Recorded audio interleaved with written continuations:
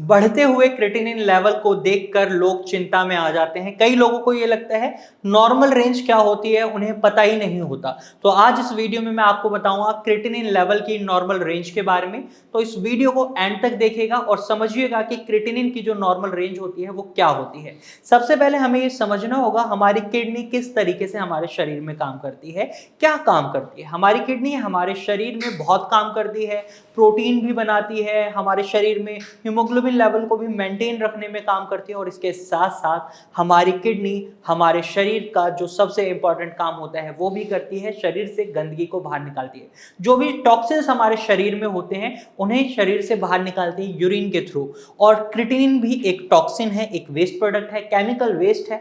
अब ये बनता कैसे, इसे भी समझना जरूरी है इसकी नॉर्मल रेंज जानने से पहले।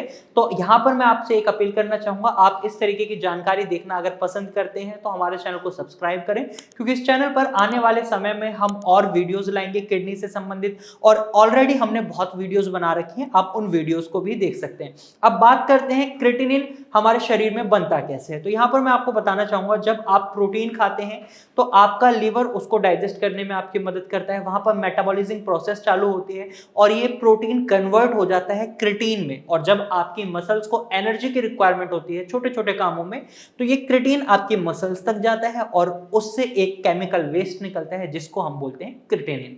अब ये क्रिएटिनिन हमारे ब्लड में फ्लो कर रहा होता है, क्योंकि ये हमारी मसल्स के किसी भी काम का नहीं होता। अब ये ब्लड में फ्लो कर रहा होता है तो हमारी किडनी इसे यूरिन के थ्रू बॉडी से बाहर निकालती है। अब जब हमारी किडनी नॉर्मल फंक्शन कर रही है, अच्छे से काम कर रही है, तो क्रिएटिनिन लेवल नॉर्मल रेंज में रहते हैं। अब ये नॉर्मल रेंज क्या है, यहाँ मैं आपको बता देता हूँ। मेल्स की नॉर्मल रेंज रहती है 0.7 mg पर डेसीलीटर से 1.2 mg पर डेसीलीटर, ये लैब्स टू लैब वेरी कर सकते हैं। वहीं फीमेल्स की नॉर्मल रेंज रहती है 0.6 mg पर डेसीलीटर से 1.1 mg पर डेसीलीटर, ये भी लैब्स टू लैब वेरी कर सकती है। और मेल और फीमेल की नॉर्मल रेंज अलग अलग इसलिए भी रहती है क्योंकि ह्यूमन बॉडी मेल की और फीमेल की बहुत अलग होती है, उनकी रिक्वायरमेंट अलग होती है, और इसी वजह से हमें देखने को मिलता है क्रिएटिनिन लेवल में भी अंतर दिखाई देते हैं, और इसी वजह से उनकी जो नॉर्मल क्रिएटिनिन रेंज होती है वो भी अलग होती है। और जब आपकी किडनी सही से फंक्शन नहीं कर पाती तो आपके क्रिएटिनिन लेवल बढ़ने लग जाते हैं, यहाँ पर आपको ट्रीटमेंट की रिक्वायरमेंट पड़ जाती है। अगर आपके क्रिएटिनिन लेवल नॉर्मल रेंज के अंदर आ रहे हैं